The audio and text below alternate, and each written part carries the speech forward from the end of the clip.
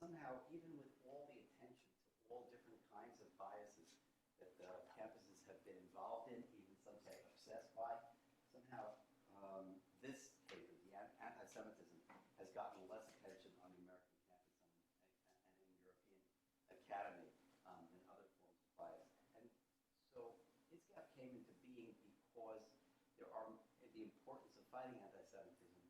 But ISGAP saw its role as fighting anti-Semitism with scholarship. There are other organizations that fight with policy, involved in policy, that do different kinds of work. The focus of ISGAP is to use scholarship to fight anti-Semitism. And as you heard this description, our idea is to train professors who can create courses. And again, these are not advocacy courses. These will be courses in high scholarship regarding anti-Semitism. And that is our goal, the best kind of scholarship around anti-Semitism. And we feel that these resources, and the resources that ISGAP has made and has created, including all of the talks that we do at multiple university sites, all go up on our website. Many of them turn into publications. And so all this legitimate scholarly material is available for scholars to understand the nature of anti-Semitism. We think that's one of the best ways to fight anti-Semitism. Scholarship around the world is changing, and one of the things that is becoming very important at all universities and all scholarship is data on the one hand and the internet on the other hand.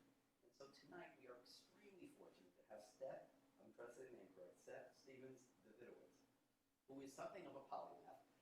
He is a multi-talented individual.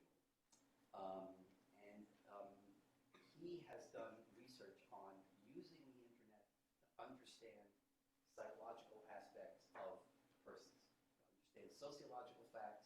So using the internet and big data as ways, alternate ways, to understand these kinds of things, including understanding things like different kinds of behaviors and behaviors like anti-Semitism. Just to give you something about his background, he received a BA in philosophy from Stanford, his PhD from economics. So he has taken the formalisms of economics and he has blended that with data science and with his interest in the internet to create scholarship in this way. And the research that he's been doing is actually going to be published in a book that's due out in May 2017. Sorry to give you your deadline there. So he's finishing that book, and it's going to be called Everybody Lies, and it's going to be about how to use what his findings have been in using internet searches, Google searches, and people's use of the internet to understand aspects about their character. So without further ado, one last thing. He is, I mentioned that Seth is a polymath. He also is a op-ed writer for the New York Times. So in addition to being an economist and a data scientist, he is a journalist and works with the New York Times, and obviously an author of the book that he's writing. So without further ado, I will introduce Seth and ask him that we are looking forward very much to your talk. Thank you. All right, thanks so much. Thanks so much, Larry, for that kind introduction. Thanks, everyone, for attending this talk. So I'm going to talk about anti-Semitism on the web, what we can learn from the internet about this important topic. But I'm going to begin by talking a little bit more about some of the research I do in general. And I think the traditional way to study something like anti-Semitism, or really to study anything about human behavior and human attitudes, is to ask people, right? We conduct a survey. So if you want to know what people think about Jewish people, the traditional approach is Gallup or Pew Research or someone like that would conduct a survey and hand out pieces of paper or call people on the phone and say, what are your feelings about Jewish people? What are your negative feelings? What are your positive feelings? And that's kind of been the standard approach to studying this topic for the last 40 or 50 years. A main problem with this approach is anti-Semitism is one of many, many important areas that is a sensitive area. It's a socially sensitive area. There's kind of a politically correct answer to the question, right? There's something that people maybe there's a way people maybe want to come across. And that's dangerous when you use surveys. Anytime there is an answer that makes people look or feel better about themselves, people are going to have a tendency to tell surveys the answer that they think surveys want to hear or they think will impress people in surveys. So people lie to surveys, and this has been shown over and over again. One area of research I've done on is human sexuality, proving the extent to which people lie on surveys. So I'll just give you that real quick. I got data from the General Social Survey, which is one of the main, basically the main source of survey on human sexuality in the United States. It's put out by the University of Chicago every 2 years, and it asks people how frequently they have sex, whether they use a condom, and whether it's heterosexual or homosexual sex. So you can do math on this and compare how many condoms are used every year by women and men in heterosexual sexual encounters according to the General Social Survey.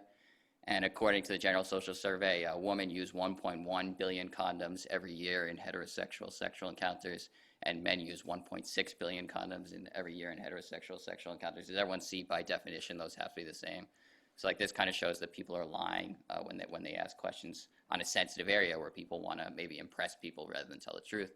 So I was curious who was telling the truth. I asked Nielsen. They record all condoms sold every year in the United States, so you can see who's telling the truth, men or women. And the answer is neither party's telling the truth. Only 600 billion condoms are sold every year in the United States. So everybody's lying about sexual behavior. Men just happen to be lying more than women now. So that's kind of the basic motivation for my research, is these areas which are sensitive, like sexuality or anti-Semitism or any sort of hatred or animus, where people are going to feel where there's maybe a correct answer, an impressive answer. People aren't going to tell the truth. They're going to tell maybe a lie in these situations. So people are honest on certain internet sources, e.g. their Google searches. And this is the research I've been doing across a lot of areas. I've studied depression and anxiety and sexuality and racial animus against different groups and anti-Semitism, all by mining what searches people make on the internet, where people have been shown to be much more honest.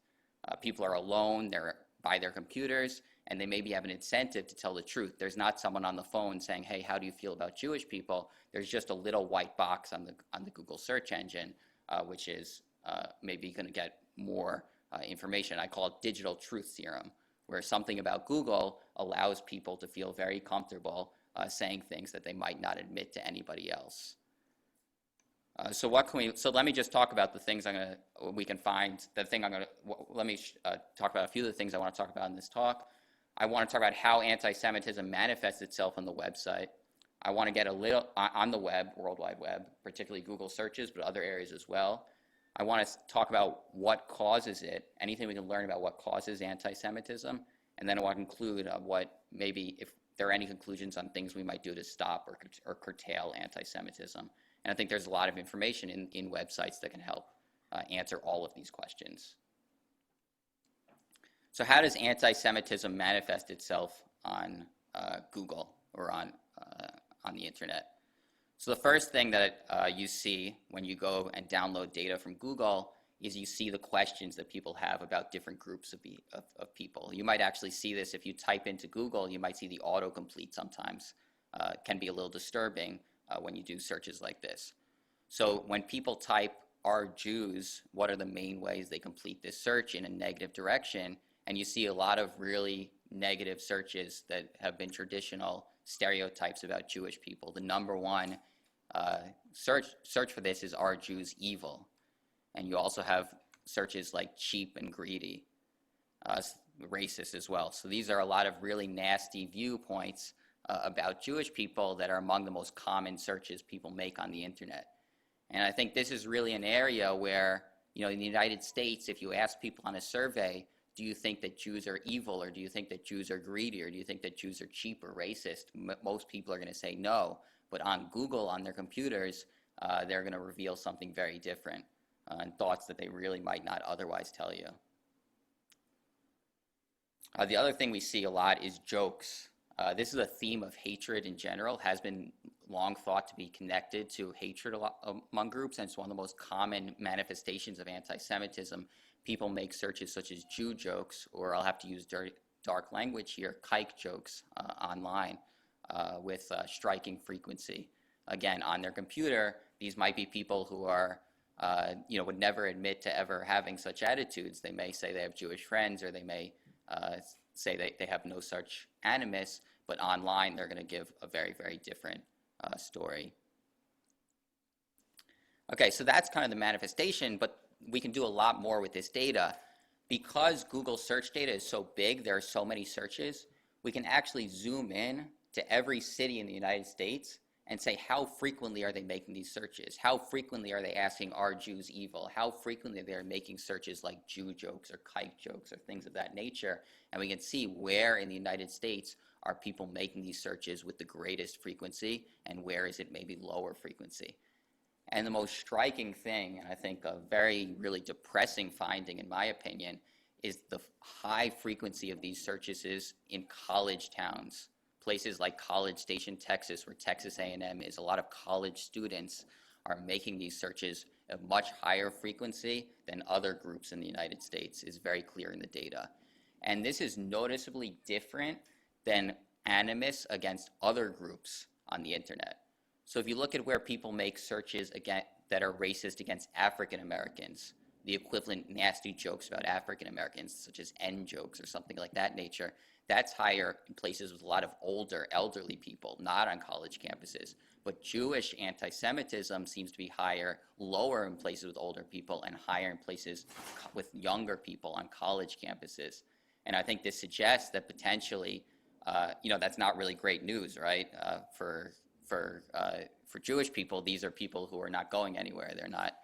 They're going to be around and leading our country in the next 10 or 15 or 20 years, and they're people who are making these searches with more frequency than other people. So a lot of the other racisms and a lot of the other animuses are really with people who are dying out, but anti-Semitism is among younger people. And really, I say that, how dark some of this data can get. When people are online, when they're in front of a computer, people type some disturbing things. Not everybody, but some people do. And one of the searches you see is "kill Jews." And what is this search? This is a search by kind of, first of all, it's really interesting. You can actually break these down minute by minute. These searches are most common about 3 a.m. So you kind of imagine maybe someone a little bit mentally unstable, not really sleeping at 3 a.m. making some search like "kill Jews," and that's kind of not good, not so good, and it's something that we see in this data. And another important thing is, I actually did with some research on this. You can download information from police departments on anti-Semitic hate crimes by week, and we can compare that to when people make these anti-Semitic searches. And you see a very clear relationship. When people are making a lot of searches for things like "kill Jews," there are that week a lot of anti-Semitic hate crimes. So what this suggests is we can actually use this data to predict when hate crimes are going to be high on a given week. We can have the Google data right there the day after or the hours after, and we can say, hey, there are a lot of people making searches, making anti-Semitic searches. It seems like there's going to be a lot of hate crimes this week. And you can imagine a lot of things that we can do with this data. We could potentially inform people that this week is maybe a week to have extra vigilance, or maybe we could protect a synagogue. We could put extra protection. Police can use this to say, this is a week that doesn't look good, all because of these searches that these crazy people are making at 3 o'clock in the morning, and that's not data we previously had, right? We didn't usually have information on these, let's call them maniacs, who are making searches at 3 a.m. on "kill Jews," but these people, even though they're a small number of them, create a lot of problems in society, and we now actually have data on them. So that's what we can learn on Google. There's another piece of the internet that I studied, and I'll actually describe how I began to study it. How many people know about the website Stormfront? All right, only about 2 or 3 of you. 4, yeah, so about 4 or 5 of you, and most people don't know the website Stormfront. I did not know the website Stormfront when I did this research. I'll explain how I even found it. I did this research about 3 years ago, and I say how people make kind of embarrassing searches on Google. One of the embarrassing searches I make is I made a search for my name just to see if anyone was talking about me. I Googled Seth Davidowitz, which is a little narcissistic and not something I'm proud of, but I made that Google search, and the first thing that came up one day was Stormfront. I'm like, oh, cool, there's a new message board that's discussing my work that I'd never heard of, and I was curious what it was. So I go to it, and it says Seth Davidowitz, Jew writer for the New York Times. And I didn't know, I had no idea that Stormfront was, and I had no idea that there was a website that just monitors basically Jewish people and people with Jewish sounding names, and that they're making, that they write articles and they discuss their work. And I had no idea that it existed. So I decided, since I'm a data scientist, well, I'll study this site and actually see if we can learn anything from it. So I scraped the website. I basically used a computer program. I went through Stormfront and went through every single profile to learn what we can learn about people who joined this site that I just learned about because they were discussing my work as part of the Jewish New York Times. And in doing this research, I found a lot more about this site. For example, there are 300,000 visits to the site every month. And it's basically the most popular hate site on the internet. And I had not heard of it. That's pretty big numbers for a site that kind of I hadn't really heard of. So it's the most popular site on the internet. And the first thing I studied when I got all the data on the internet on this site was what groups do people mention in their profile. And the number one group mentioned on the number one hate site in the United States is Jewish people, which again was something that would have shocked me. I would have said that, I did not know that that the number one hate site in the United States would predominantly the people on the site would predominantly talk about Jewish people. That would have been something that something caught me by surprise, and definitely something that doesn't really come up in surveys usually, but does show up on the internet. So you can see 39% are mentioned Jews in their profile, 33% African Americans, 13% Hispanic, and from there. So the other thing in the profile, we can actually see the ages of people. People include what age they are, and the striking data point on this, and it confirms the data on the anti-Semitic Google searches, is it's a young group. You can see it's highest among 18 to 29-year-olds, then among 14 to 17-year-olds. More than half of members of Stormfront are under the age of 30.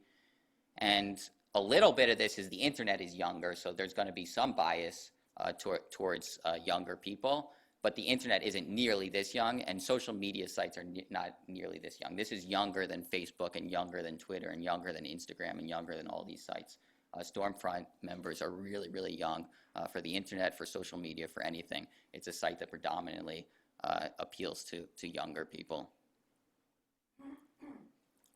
So then the other thing we can do is we can actually use this data to map out what percent of the citizens what percent of the residents of a given state are members on Stormfront. Because for each member, they say where they live. So I downloaded and said how many members there are per capita in every state in the United States. And the number one state you can see is Montana, and also Idaho and other parts of the Northwest are places where Stormfront is highest. So what kind of stands out about these areas? I think, well, first of all, they're places I've never been or lived, and I think that's pretty much similar for for many Jewish people. These are places with low Jewish populations, so there aren't too many Jewish people in Idaho or Alaska or Oklahoma, or places where this membership is above average. So that suggests potentially that one of the causes of anti-Semitism is maybe not being around Jewish people, is not lack of exposure to Jewish people, right? Some of these people may have never grown up with Jewish people and may have never been exposed to too many Jewish people. Now, the fact that the ratio is higher in places with lower Jewish communities doesn't necessarily mean that these people didn't grow up with Jewish people. You could imagine that that some of the members of Stormfront grew up in areas with lots of Jewish people, but maybe moved somewhere else, because maybe if you don't like Jews, you're probably not going to want to stay in New York or Boca Raton. You may head out to Idaho, where there are going to be fewer Jewish people. So one way to test this is just limit the analysis to high school students, because they don't really get to choose where they live. And when you do that, you see once again, it's higher in places with few Jewish people among high school students. So I think this confirms that a real cause of joining this anti-Semitic website is not being around Jewish people. The people who join this very popular site with 300,000 people are people who are young people who have not been exposed to many Jewish people in their life. We can do a little bit more analysis, both by looking at the profiles, and I also looked at some Facebook members who are members of this site to see what else we can tell about the demographics of people who join Stormfront. And the first and most striking thing about the membership, if you had asked me who joins a hate group, I would have said high school dropouts, people with very low IQs, low education. That is not true at all. High levels of education, if anything, higher levels than average. Not by any means unintelligent. They list their hobbies. The number one hobby of Stormfront members is reading. And it's true on their websites. They talk about philosophers. As Larry mentioned, I studied philosophy as an undergrad. They talk about Friedrich Nietzsche and Soren Kierkegaard, and they all couch their theories with these philosophers. So it is by no means an uneducated group. It is a highly educated, highly well-read group. One actually other interesting data point, which I was kind of a little taken aback that Stormfront users are reading my articles in the New York Times. Actually, Stormfront users are twice as likely as the average internet user to read the New York Times, which again is something that you would never think that when you're reading a New York Times article, that there are also people from hate sites viewing this article. But it's a very different group and a more educated group and a more intellectual group than you might have guessed. Moderate levels of income, not totally poor, not totally rich. We can actually see how does membership change when economic conditions worsen. Is that a big driver of Stormfront? Do people, when they lose their job, turn to Stormfront? No relationship between economic conditions and membership in Stormfront. There was no rise in membership when the Great Recession hits, no rise in places that were more affected by the Great Recession. Economic does not seem to play a role. They're more likely than average to be single. That may play a role. And then, as mentioned, they grew up in areas with low Jewish populations. So I think if you talk about the typical member of Stormfront, both by this data analysis, but also just by looking through the profiles and looking at what they discuss, you kind of get the picture, and you see kind of the ways they discuss it. They're basically well-educated, reasonably smart people who are in their maybe early 20s or mid-20s and maybe don't have the best life. They're single, they're unhappy, they're alone, they don't have that many friends. They're doing fine economically, but they're maybe not, they don't have maybe the life they dreamed growing up, where they were maybe going to be huge big shots or world famous or rich or whatever. And then a lot of them say that they heard about Stormfront, some older guy told them about it. So they were kind of in a tough place in their life, and they describe when they introduced themselves that some mentor told them, have you seen Stormfront, and have you heard about kind of this Jewish thing? And then they get addicted to it. In the next 3 months, they're going every day and reading more and more about how Jews are running the world and creating all their problems. So I think it's a pretty, not everybody, but you kind of see a relatively consistent story of young men, maybe from a vulnerable place, who are having a tough life and drawn to this kind of trope. Yes, Dale. Yeah, actually, so that's a good point. So this is a typical member, so it is more male, but it's about 25% woman. So it's not all men. Some people actually use it for dating, which is a little weird as well, because when you have a lot of single people, you do see a lot of people trying to find partners on this site. So I think it's a dangerous situation because, you can imagine, let's say if you had older people, you'd say, well, they're going to die out. And let's say you had uneducated people, you'd say, well, let's just give them more education. And then, if we just get everybody to get college degrees or get PhDs, then we can lower this. But this demographic, young men who are, not at the top of society, is a demographic that really always exists. And so I think that's not necessarily the most optimistic. It's kind of how do we deal with the fact that there are always going to be this group of men who are not happy with their lives, and some women, but more men who are unhappy with their lives and maybe are susceptible to paranoid conspiracy theory that the reason that their lives are not going well is because of Jewish people. And the final question, Is anti-Semitism rising? I think you probably didn't need necessarily me to come here and tell you that. We've seen a lot of it in the news and all the threats to the hate crimes and threats to different organizations, but you see it on the internet as well, where there's been a rise. The last 3 months has been the highest 3-month period for searches of the type I've shown. Are Jews evil? Jews are greedy? Jews are,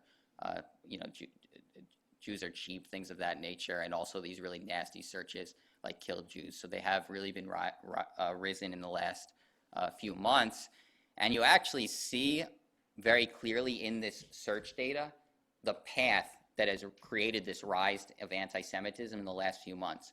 So what you see on Google searches is about a few months ago when Steve Bannon got in the news, you'd see people in Montana or Idaho searching for Steve Bannon. Then you'd see them searching for white nationalism, which maybe is not something they knew about before. Then you see them searching for Stormfront. Then you see them searching for Jews are evil. So basically what has happened in the last few months is what has previously been a one-off case where these young people have been maybe learned from an older gentleman about this idea of white nationalism and Stormfront and Jews are evil. Instead, it's kind of happening in scale at the media, where people are hearing about these ideas and then searching for them and being exposed to them, and then getting a fraction of them are going to get addicted to it and not really stop. So it's definitely a disturbing situation. It's kind of a little bit scary because it kind of suggests that information by itself can really get this going for this very susceptible group of people who are maybe not so happy with their lives. I want to talk about one more thing, and this is not anti-Semitism, but I think it is important for the discussion of hatred and maybe relevant to anti-Semitism in the future. So this is the type. It just kind of shows the types of things we can do with this new data, with all this new data. So I was actually researching about in December 2015. If you remember, there was a big rise in Islamophobia back then. It was December 2015. There were 2 Muslim Americans who shot up their coworkers in San Bernardino. And right after this, there was a huge explosion, even beyond anything we've seen on anti-Semitism, of hatred towards Muslims. People making searches like "kill Muslims," or Muslims are violent," or "Muslims are dangerous," or "Muslims are bad." Really, really high search volume, really unprecedented since 2004 when I've been studying this data of any group being the victim of that much level of animosity. And the victim level was so high that Barack Obama gave a speech to try to calm down this Islamophobia, to basically talk to people and say things that would make them maybe feel less animosity towards Muslim Americans. And he gave this speech. It was nationally televised. It was about 8:00 p.m. It was well publicized beforehand. It was on all the networks. Everybody, it was kind of everybody was talking about it. And we can actually break down the search data minute by minute. This is how wild some of this new data is. We can actually see this angry mob, these crazy people who are searching things like "kill Muslims" or "I hate Muslims" or "no Syrian refugees," how much they're searching that minute by minute after basically everything that Obama says. So just how wild that is relative to the data we used to have to study something like this. We can actually look and study basically how an angry mob is responding to every single word. So it's really wild. And let me just go back. I'm sure you don't remember the speech. It was a while ago. But these are some of the lines that Obama used to try to calm down this rage against Muslims. And you can imagine in a different era, maybe, I don't know if Trump would ever do this, but maybe Trump giving a speech about anti-Semitism or some president giving a speech about anti-Semitism, the president would probably use similar lines like this. So he said that it is the responsibility of all Americans of every faith to reject discrimination. We have to not forget that freedom is more powerful than fear. It is our responsibility to reject religious tests on who we admit to this country.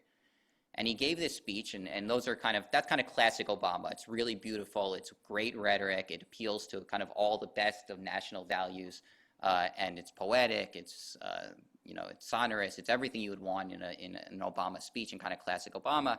And after he gave this speech, what do you think everyone thought about this speech? Great speech, right? Everyone said it was a great speech. All the reviews were that this was, one of Obama's best speech, a necessary tool of good government geared towards saving the lives of Muslim Americans. The New York Times thought it was tough and calming. basically, people loved all these lines he was talking about the responsibility we have towards treating people of all religions equally and fairly. So what happened in the search data? Well, we found that basically every time Obama made one of these lines, animosity towards Muslims skyrocketed. Kill Muslim searches way up when he was saying how it was responsibility. I hate Muslims searches up. No Syrian refugees. Muslims are evil. Up, up, up, up. Basically, as soon as all these lines that Think Progress and all these that New York Times loved, this angry mob got more and more angry, basically. And you can kind of imagine that the things that appeal to the New York Times and Think Progress are not the same things that appeal to a group of angry people watching a TV show. So sometimes we high-five each other, how we said all these great lines, but calming an angry mob is no trivial thing, and some of the things that we think work may actually backfire. So that's kind of a negative, dark outlook. Actually, a lot of my research, they say that, Seth, it's very interesting, but it's really, really depressing. So because it's, look, if people on surveys are telling us how nice they are, and they're a little bit darker, then yeah, it's going to be a little bit darker. But there actually is an uplifting point to this talk. He also gave one line in this speech about Muslim Americans, where he said, Muslim Americans are our friends and our neighbors, our co-workers, our sports heroes, and yes, they are men and women in uniform who are willing to die in defense of our country. And after he gave this line, how Muslim Americans are our sports heroes and our military heroes, searches shot up for Muslim athletes and Muslim soldiers because people were like, oh, who are these people who he's talking about? And then if you actually follow the social media afterwards, a lot of people are talking about how, Shaquille O'Neal's Muslim? I had no idea, and like discussing it. So that line seemed kind of a little more effective. And I think you can actually compare these lines. It is the responsibility of all Americans of every faith to reject discrimination. That's not really telling anybody anything new, right? It's basically just lecturing them, responsibility. And I don't think lecturing necessarily an angry mob is the best way to change their mind. But if you look at this line, that's provoking curiosity, offering new information. That maybe can change people a little bit and kind of changing how they think about a group. That right now they have a very, very negative view. So instead of thinking of these two people who shot up San Bernardino, think of Shaquille O'Neal as a Muslim. So that we found was more effective. And actually, we published this article in the New York Times. And I don't think it's totally delusional when you publish an article in the New York Times that people in the president's office actually will read that article, because a lot of people read that. So 2 months later, Obama gave another speech about Islamophobia. This time he gave it in a Baltimore mosque, and again it got a lot of attention. Again, it was on national TV, and again it was well publicized. And this time, basically, he basically just repeated. He stopped all the lecturing and just repeated everything that we suggested he do in that article. So he said that he again said they were athletes and armed service members. He also said they're police officers and firefighters, they're teachers and doctors. Slaves from Africa are Muslim. Thomas Jefferson and John Adams had their own copies of the Quran. First mosque on U.S. soil was in North Dakota. A Muslim American designed skyscrapers in Chicago. So all these lines are kind of along that line. Instead of lecturing people and that usual rhetoric, it's offering new views of Muslim Americans that people might not have had before and might make people curious. And we examined the search data after this speech, and this one was way better. The search for kill Muslims, now we're down. I hate Muslims search is down. No Syrian refugees search is down. Muslims are evil search is down. So that is kind of an optimistic approach, or maybe you can to calm an angry mob, there might actually be ways to do it that we can learn from this search data. And I think that really, really is exciting, because we haven't previously had this type of data, whether it's for Muslim Americans in this case, or Jewish Americans, or Jews in another country. We've never had this ability to really see how kind of a crazed mob is responding minute by minute to something that's happening on TV. And it can potentially teach us a lot of new things about how these behaviors are enraged, or how these behaviors, these attitudes may be calmed down. All right, so what are kind of the general conclusions we take with this? I think there's a lot more work to be done. Somewhat surprisingly, there aren't that many people researching these new data sources. There aren't that many people studying Stormfront or studying Google searches. So I think we need a lot more scholars in this area, because there really is a gold mine of information here, and so we need a lot. And I think there's a lot to be learned potentially about the causes of anti-Semitism and things that may actually help to alleviate it. Again, I think, just from the research I've done over the last few years, I can't claim that I can cure anti-Semitism or anything of that nature, but I do think that there are maybe some themes that come up if you put together all the different studies. You kind of see from the fact that there are fewer anti-Semites in parts of the country with fewer Jews, that maybe some sort of exposure to Jewish people is a positive, and then that kind of dovetails with the results from that Obama speech, with this idea that you kind of want to give people positive viewpoints of a group. So if you have these people in a vacuum, living in a vacuum that aren't happy with their lives and don't know many Jewish people, then potentially anti-Semitism can kind of fill that vacuum. But if you instead kind of give positive views of Jewish people or expose them to Jewish people, that may prevent this vacuum from being filled by things like Stormfront or anti-Semitism. Yeah, so that's basically my talk, and I think I'm now going to take questions. So one of my questions has to do with one of your earlier slides where you talked about college students being, the ones who are doing research. Yeah. And you talked about college in Texas. Earlier research has to do with when kids go to college, they're generally much more likely to have a reduction in their attitudes toward the other because they have exposure. One could argue two things.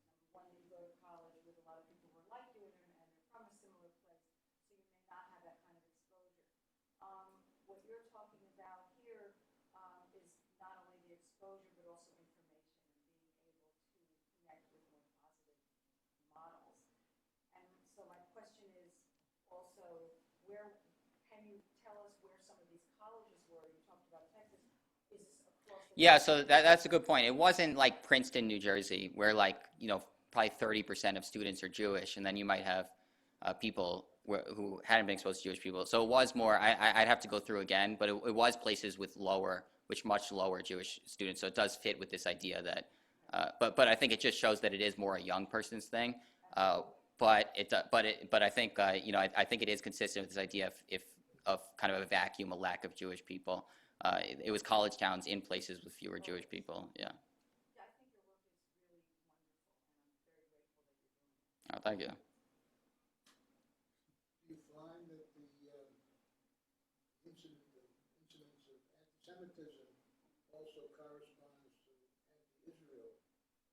And another point is, do you see any connection between the tendency of liberal Jews contributing to this? Yeah, well, I think it's a good question. So a lot of my research has been much more on the really extreme end of anti-Semitism. We were talking about people actually searching "kill Jews" or on Stormfront. That's not really liberal people who are on that site. So I think that's probably an area where there could be more research to try to connect. It's kind of, I feel like it's almost a little bit of a separate question because it's a little bit less virulent, like, Well, isn't there a lot of anti-Israeli sentiment? Yeah, so you do see some so you do see some anti-Israel searches and stuff that are more in left-wing communities. Maybe that's not so surprising, but I haven't really been able to connect that to more anti-Semitism in general. So, yeah. I'm wondering if you have any data correlating the university locations with locations that have a lot of, BDS or Palestinian activity. Yeah, I haven't yet. It's a really good question. So there are all kinds of things you can correlate it with, but that is definitely something to. It's really exciting to think about. Yeah, all the stuff you can do. Yeah. It's a great idea. I'll look at that more. Thanks. In the states where you showed more than 12.5% Yeah. did you look at urban versus rural? Let's say Portland, Oregon versus. Yeah, so it is more rural areas. You can see the states in general are rural, so it's not. I think it does kind of go to the point of this vacuum idea, that there is kind of a vacuum of exposure to maybe positive Jewish images. But yeah, it's much higher in more rural Oregon than Portland, Oregon. And the other thing is just a comment.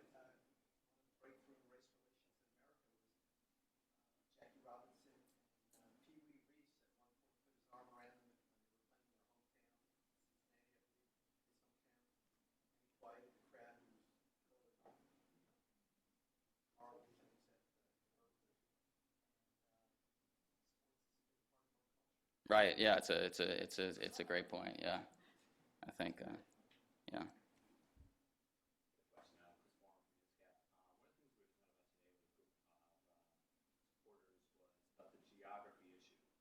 So we're seeing that there is a huge problem in high schoolers right now in textbooks where there is inaccurate information that's being talked about regarding Israel and so forth and about geography, and there's kind of a geography crisis going on in the world right now. Have you seen anything in the researches where people were saying, okay, I'm not seeing this in my textbook in high school from like 14 to 19-year-olds, but they're looking at Israel and they don't know where it is, or they don't know where it is on the map and everything. And we're seeing this all the time where people are saying the UK is in like Cuba, for example, and they put it on that. I mean, is that something that you've seen that's kind of correlated to that? I haven't looked into that. It's an interesting question. I think in general you see that people's Google searches are way dumber than you'd than you'd expect. It's not kind of. I think people like it's another idea where people, people tend to exaggerate the profundity of their questions. So when they're actually online, they tend to be very, very basic. But It's more basic than it is like anything, because we think that that's sort of like one of the problems that is in the discussion of this, is that there's a geography crisis right now in the world,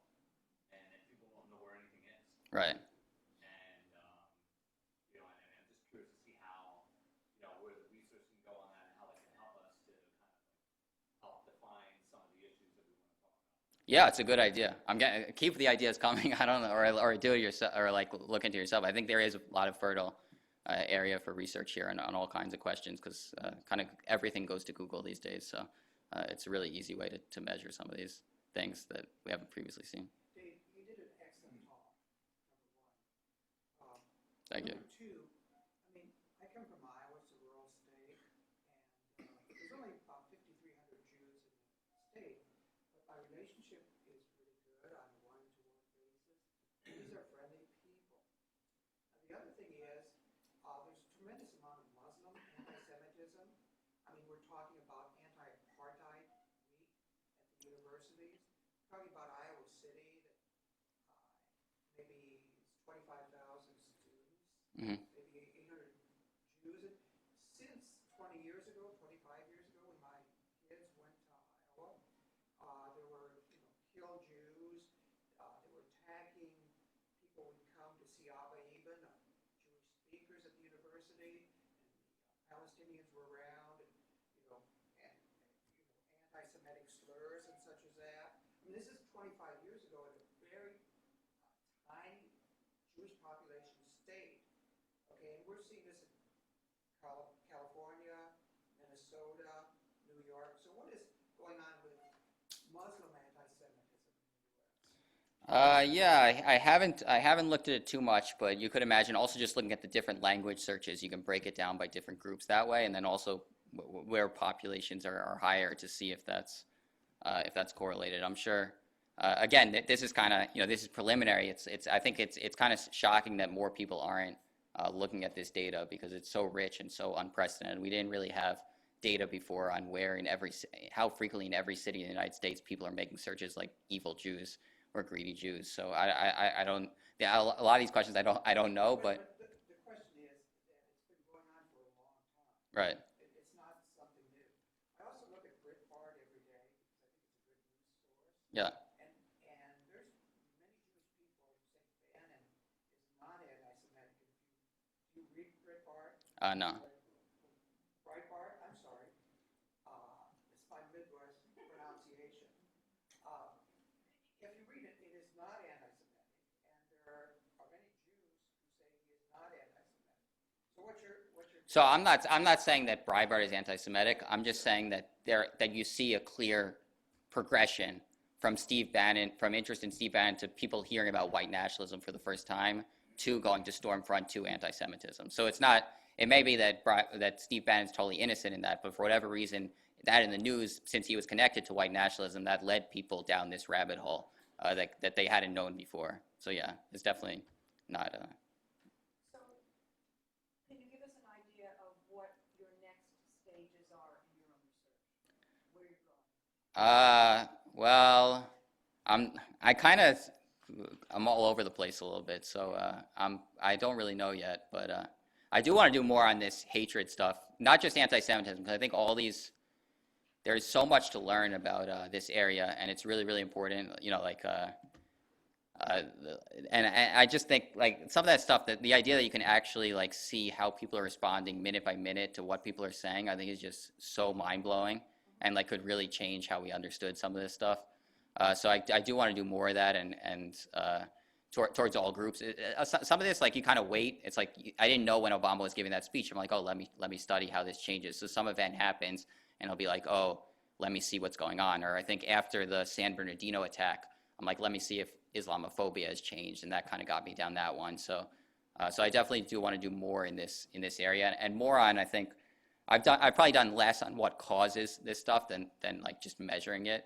So I think that's probably really, really powerful, because you have something like, I'm an economist. We have this idea of a natural experiment, which is something that just happens in the world. So like Obama goes on TV, or someone gets shot up, or these things happen in the world, and then just see how people respond to them. And you can do that with this new data to kind of see right afterwards what kind of goes, what happens.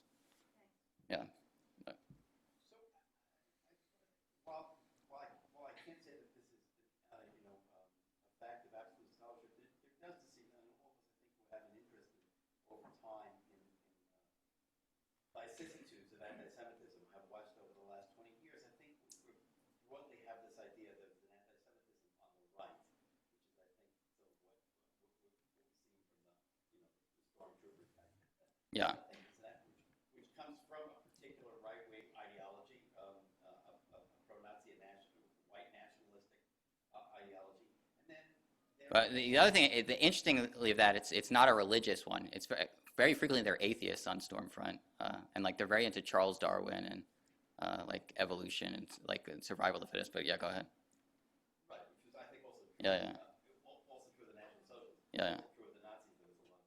So there's that, and then there is this anti-Semitism on the left, in which the anti-Semitism on the left, which sees Israel as colluding with sort of an imperialist agenda, and being part of an imperialist agenda, and sort of partners with some of the more radical aspects of the anti-Israelism coming out of the Islamic world. So there are these two different forms. They sometimes have the same, anti-Semitic mythologies. Ultimately, they join together at that point, but they come from different roots. So I'm just wondering whether those different ideological roots of anti-Semitism would be possible to parse out with this kind of. I think they definitely would. I think, I probably, maybe because of my background, I kind of traditionally thought of anti-Semitism as more this right-wing thing, and was kind of more drawn to that traditional trope, and I think that really violent, like these are kind of, this is really nutty people. These are like not, these people are out there, and these are the people who shoot up places and stuff. But I haven't done as much in that type of area. But it would be interesting to play on different to look at them differently. It's also interesting, just like comparing different groups, the way that they manifest itself. Like if you look at, if you compare anti-Semitism versus racism against African Americans on the internet, like it's strikingly different. So racism against African Americans, it tends to be more in communities with more African Americans, whereas anti-Semitism seems to be in places with fewer Jewish people. So it's like totally reversed. And then you see that a lot of the racism against African Americans really comes from mocking them in many ways, like playing out, how they're stupid or they're lazy or they're this or that. Whereas Jews, it's much more from like they're super powerful, they're greedy, they're like it's strikingly different, and that's kind of interesting too. Or there might be strains of, maybe there are strains of anti-Semitism that are more of that mocking thing, but it's not. But the predominant one on the internet is more kind of like that they're super clever and super powerful in running the world and stuff. Dave, I have another question. It's Seth, by the way. No, my name's Seth. I have like two last names that make it sound like Dave. Yeah. Okay, Seth. Yeah. My correction. No problem. It would be great if these types of talks could be placed on YouTube. I mean, many people don't live in New York City. So all of these talks are on the ISGAP website. This talk will be, like other talks, will be up on the ISGAP website. Oh, really? And be available. It will be As are dozens of other as ISGAP YouTube, talks. as a YouTube podcast. As a podcast.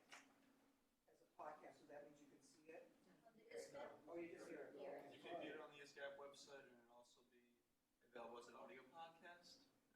So only you 1 to just go 2 to your weeks. ISGAP podcast, is that right? Go to the website, yeah. Okay. You've done a data scrape just like you did at Stormfront.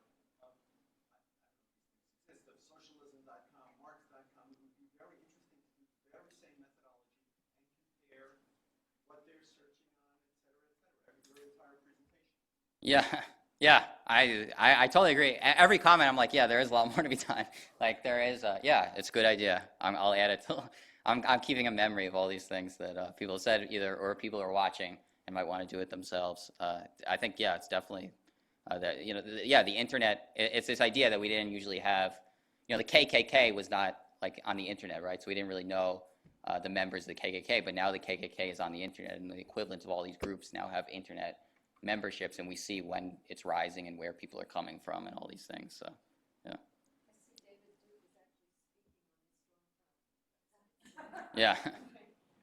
What, can you give us a sense of actual numbers of people? So, Well, it's hits. so there's the 300,000 people visitors a month. You said Yeah. So that kind of gives you an order of magnitude. Again, it's still not. It's not millions. It's still the number of people who make jokes mocking African Americans is higher than the number of people who do anything anti-Semitic in the United States. If you do, talking about discrete people, not just the same person. well, we don't know, but presumably we only know that you don't know. On the internet, nobody knows you're a dog. I don't know that these people are really 14 or 15 years old. I just assume on average the line. Are they unique visitors? That's what I meant. Yeah, so we don't. I think 300,000 is unique visitors. Although even with that, you never totally know because people's cookies change and so it's not. We don't know for sure. Right. Does it also, I don't know, I can look on the storefront more, but is it just about anti-Semitism? Is other things? Well, so it's I had that it was yeah. So it's I don't know how to get this. Yeah, I had the breakdown of the different groups. So it was 39% Jewish people and 33% Black people. So it's not that, but even within that, it's strikingly different. It's kind of like everyone has their trope. It's kind of all these groups are like they're really upset about immigration, and they're really upset about gay people, and they're really upset about feminism. But it's always But no, it's always that Jews are running the whole thing. They're the ones who are getting the gay. They're the ones who are. But that battle was for Stormfront or for your whole? That was for Stormfront, so that's why. So that was Stormfront. But remember, it is still the largest hate site on the internet. So it is pretty. It is pretty indicative, and it shocked me because I did not know. I would not have guessed. I didn't know that type of site existed in the United States, let alone that it had 300,000 people going to it. So. On that side, yeah. So I mean, you kind of each group has its own little type. So the African American, a lot of the prejudice is these jokes, like they're much more common against African Americans. It is sometimes against Jews, but like that's millions of people making these really nasty searches about African Americans. Whereas it's not kind of this, and low education, older people. Whereas the the anti-Semitism is a lot of younger, more educated people on these sites where they're. I mean, I think the striking thing when I went to the site is just the level of the conversation was just so much higher than I would have guessed. I think I wrote an article about it, and I talked about how they were discussing, they were analyzing the show Breaking Bad, which is a show that I analyze with my friends, and they were talking about dating websites like OkCupid, and which I'm on. Like, I didn't know people on Stormfront are on OkCupid. It's like, yeah, no, it's eerie the degree to which it's kind of like smart people, visiting the New York Times twice as often as the average user, talking about philosophy. It's like, I feel like it's the anti-me or something. It's like it's weird. It's weird the extent to which it's that kind of demographic. I think you're talking about two things. One is that we have to be careful about stereotyping the people that we have stereotyped, say, well, they're dumb and they're just not anywhere, they're educated and all that. I think that once we are able to recognize who goes on these sites, we'll be a little more able to understand what's needed to try and do exactly what you're suggesting is exposure, education, all that. The other piece is to this gentleman's comment, and that gentleman's comment, I think that, maybe on your list, you can also look at, putting in the combination of Zionism and BDS and Jews. And I think that one of the things, my impression of one of ISGAP's goals is to really try and understand the nuance of anti-Semitism. Right. It's not just putting crosses on Right. Yeah, yeah, property. yeah. But really, that when people are talking about Zionism and anti-Zionism, that where's the anti-Semitism in that? Yeah. I think that that's something that we really need to pay attention to, particularly on college campuses. Yeah, these are good points. Thank you. Yeah. Yeah, I want to make 4 quick comments. I'll do this very quickly. First of all, the people on Storefront, if they're not members of Storefront, there could be another far-out right-wing group. They're highly intelligent. They read philosophers. Maybe those philosophers are anti-Semites, and maybe they're led to reading them. Another thing. Not all visits to kill Jews, or however you want to phrase a thing in Google, are negative. You might get on there for the sake of doing research. Okay. The other thing is, when it comes to polling, you said something about people responding to questions the way they think maybe the pollster expects them to respond. I wonder if the pollster tells them who they are before they ask the questions. So you're not in a position of maybe if you feel a little pressure to respond a certain way. And lastly, I don't know anything about Steve Bannon. I read good, I read bad. I have no idea. And I wonder, and I've read Jewish people defending him, a number of people defend him. Not an ounce of anti-Semitism in him. Is it possible that all of the negative stuff and this link here is strictly a media thing? I'm not Is sure. it possible that people on the left are making all of this up? They're making out of nothing. That he's a bad guy. Oh, that Bannon's a bad guy? I don't know. I'm just saying that's the path that people tend to go, but But what's the source? Why do they think that way? well, there is this connection between Steve Bannon and white nationalism, which There is a connection. I don't know exactly what I don't know what or maybe it's that white nationalists have been associated with him or stuff. I think he also said some things. There were some comments that came out of things he had said that he didn't want his kids going to a certain school because there were a lot of Jewish people there or something. So He said there were a lot of Jewish books in the library to his wife. yeah, so Just a comment. I mean, you can make the same comment positively. The same people say that Trump is an anti-Semite. right. Yeah, I was at Drake. I visited Drake University about 5 years ago, and they had Palestine apartheid, Israel Yes, apartheid. absolutely, absolutely. I was stunned because there I am in Iowa. Yeah, 5,000 Jews in Iowa. Amazing. I have a few questions or comments. Are you able to organize the same study in Arabic here in America?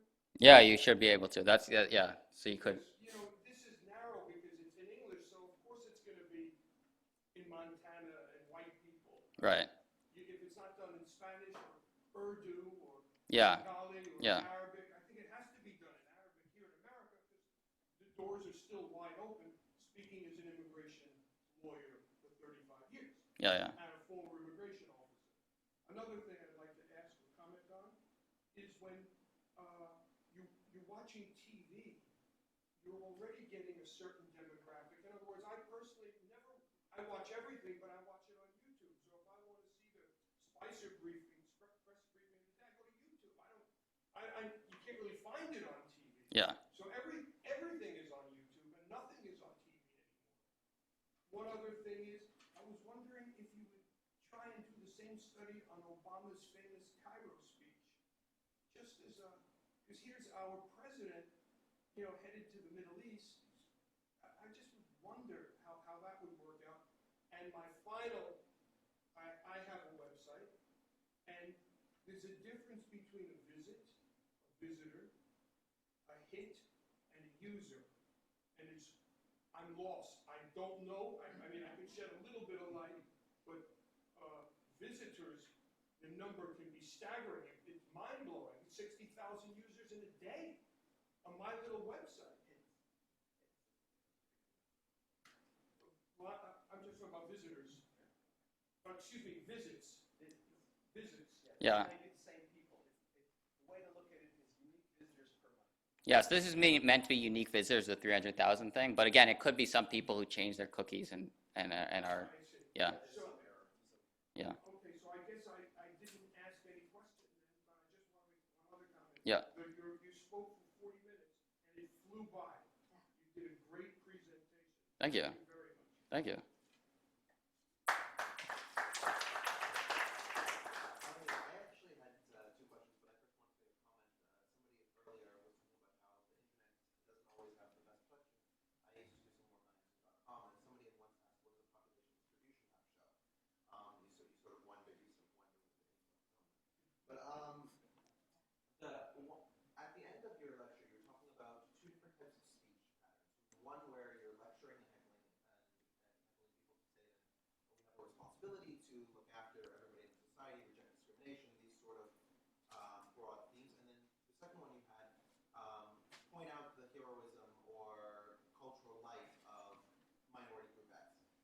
Have you done any work into somebody who tries to actually discuss the myth that's being discussed on the hate sites, right? For example, let's take Stormfront and Jews, for example, right? Yeah. Stormfront and Jews, the Jews are controlling feminism, Jews are controlling the United States foreign policy, Jews are controlling all these things, and somebody says something along the lines of Jews are disproportionately represented in these various groups.